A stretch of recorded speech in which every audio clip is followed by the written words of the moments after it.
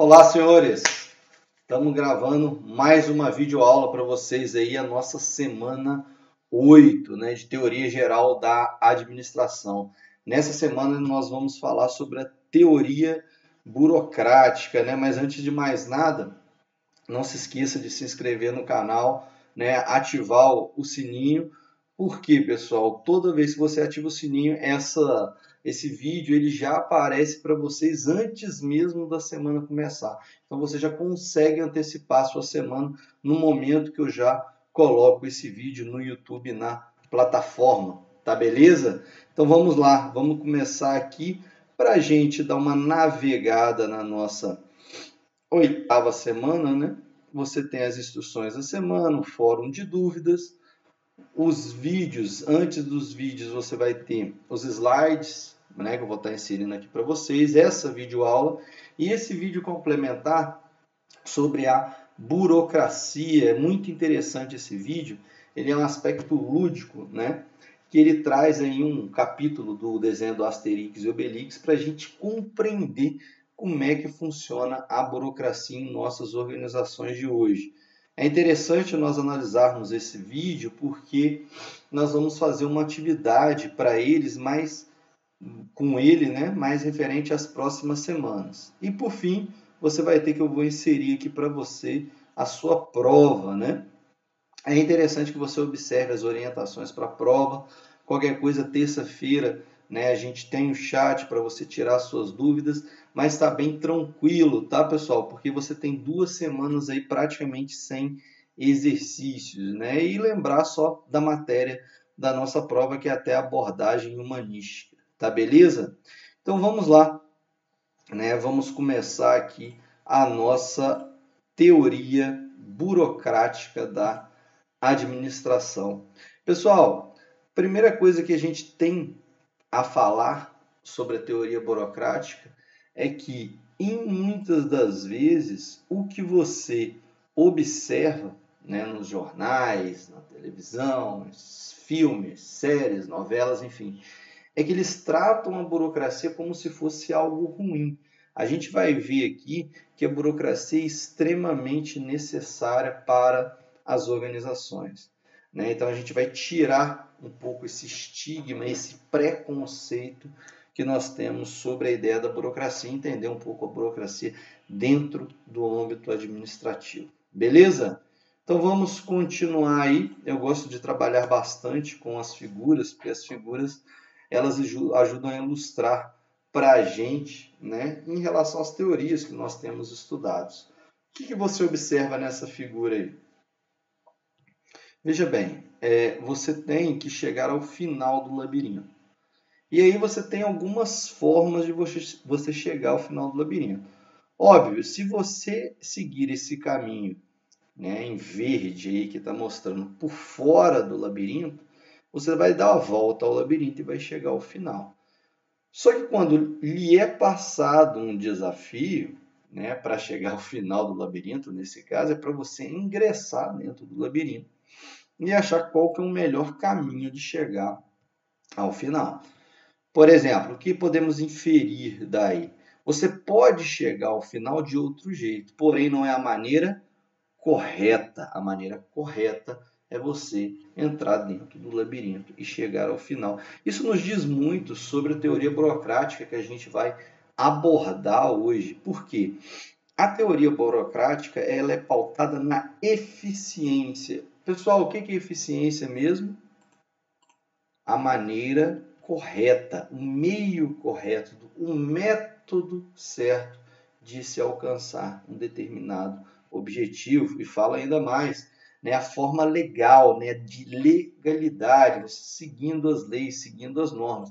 Então veja aí, você tem o labirinto, e aí é o meio correto de você chegar ao final do labirinto, é passando por dentro do labirinto. E aí a gente vai às nossas discussões, né? Lembrando aqui, pessoal, que a teoria burocrática ela é um desdobramento da abordagem estruturalista que nós vimos na semana passada. Então, a teoria burocrática é um desdobramento da abordagem estruturalista, né? Esse termo de burocracia surgiu né? Um dos grandes nomes é Max Weber, né? Que foi um dos autores que cunhou o termo, que mais difundiu, né? Digamos assim, o termo da burocracia, que ele percebe a necessidade de criar-se as normas. Se você imagina, né? Uma organização hoje sem nenhuma norma, sem nenhuma lei, né? Seria uma bagunça, não ia ter hierarquia, ninguém ia respeitar nada, você não ia ter um código de ética, talvez, para atuar dentro da organização e provavelmente também ninguém ia respeitar ninguém. Por quê, pessoal? Tanto para a organização quanto para a vida, nós precisamos de lei, de normativas. Né? Imagina você estar no mundo de hoje onde tudo pode, né? Aí você vai passar, né, o seu direito, você acha que deve prevalecer em relação ao direito dos demais.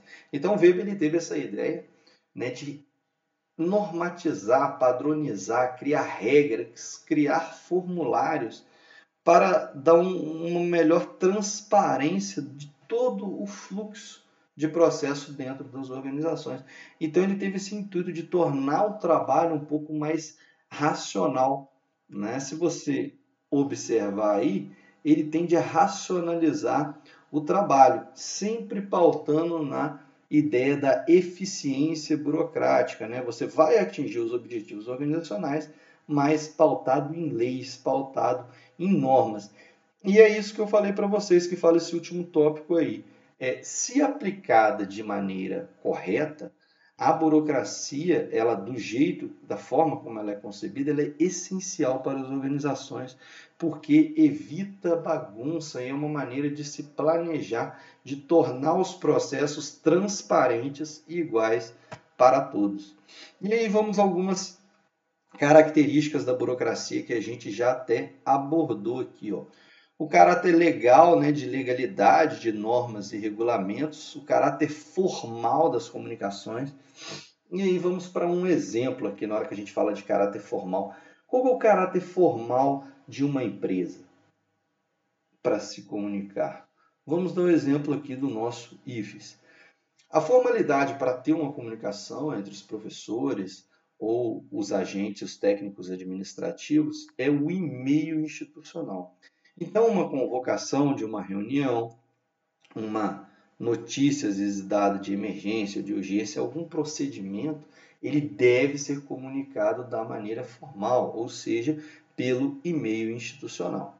Continuando aí, nós temos caráter racional, que a gente já falou, e a impessoalidade nas relações. Esse último tópico aqui é bem interessante a gente abordar o seguinte: para você ingressar, né, vamos dar o seu exemplo aí, dentro do Instituto Federal, no curso de graduação, você teve que é, teve que realizar, né, o Exame Nacional do Ensino Médio, o Enem.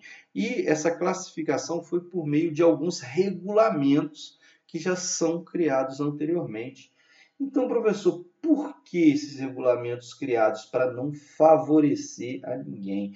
No caso do Enem, a sua competência, o seu mérito, ele é dado mediante a sua nota em relação aos demais. Se a sua nota foi maior, você é merecedor de ingressar ou estar na frente na ordem de classificação perante os demais. Isso é muito bom. Porque imagina você, se nós tivéssemos uma pessoa para fazer essa seleção e essa pessoa tivesse alguns alunos que fossem conhecidos ou parentes, o que essa pessoa poderia fazer? Muito bem colocar esses alunos na frente de outros que, no nosso caso aqui na prova, teriam mais competências para estar em detrimento dessas pessoas conhecidas. Então, por isso a impessoalidade. A administração burocrática, ela trata disso. Você não deve ser pessoal, tem que tratar todos de maneira igual, igualitária. O mérito, ele é conferido com base em normas e regulamentos, para não ter favorecimento pessoal de ninguém. Hierarquia de autoridades, rotinas e procedimentos estandartizados, vem de standard, né? De padrão, ou seja, tudo precisa estar num padrão, uniformemente. Competência técnica e meritocracia, o que eu falei para vocês, né? Tem que ter um mérito de se alcançar determinada coisa, né? Não pode a pessoa não pode escolher aleatório, né? Então deve-se comprovar o mérito, né? E a gente tem aí, por fim, a profissionalização dos participantes. O que é uma profissionalização dos participantes? É o profissional estar apto, né, a realizar tudo da maneira formal e correta, pessoal. Mais uma coisa que a gente pode abordar aí, um exemplo, né, para ficar um pouco mais fácil para vocês, é em relação a alguns auxílios, né, que às vezes é concedido. O auxílio, ele é concedido mediante ao quê? Mediante aos documentos que você precisa de comprovar para a administração pública. Por quê? A administração pública ela vai conceder o auxílio mediante a apresentação daqueles documentos, né, para realmente observar se você é merecedor de receber aquele auxílio ou não, porque se fosse novamente uma pessoa conhecida, um primo do seu pai, da sua mãe, dos seus tios, eu poderia talvez dar a canetada e conceder esse auxílio para uma pessoa, sendo que a outra ia ficar de fora, né? Isso é muito preocupante. Por isso a burocracia é tão importante para a administração. E, por fim, né, pelo menos nessa parte 1 da nossa aula aqui sobre a teoria da burocracia, a gente tem que, logicamente, se implementada de maneira correta, da maneira certa, a burocracia ela causa uma previsibilidade no funcionamento da administração. Professor, porque tudo fica muito previsível. Você já sabe como vai ser realizado determinado procedimento. Para você conseguir um auxílio, você sabe que você precisa daqueles documentos, né? Para você conseguir uma aprovação, digamos, né, você sabe que tem uma nota mínima para ser alcançada. Então, assim, fica tudo transparente. O direito é igual para todos, porque todos conhecem as regras do jogo, né, que a gente costuma falar. Hein? Então, se você observar esse quadro aí, quando você tem uma consequência prevista da administração, né, fica muito mais eficiente o comportamento dos participantes. E quando a gente tem consequências imprevistas, aí causa a ineficiência da administração pública. Professor, e o que é essa ineficiência da administração pública? Essa ineficiência ela é caracterizada pelas disfunções aqui, pelas disfunções da burocracia. Professor, e o que seriam essas disfunções da burocracia causada pela imprevisibilidade da administração? Isso é algo que nós vamos ver nesse próximo vídeo aqui, na parte 2, né, falando sobre a teoria burocrática da administração. Até o próximo vídeo.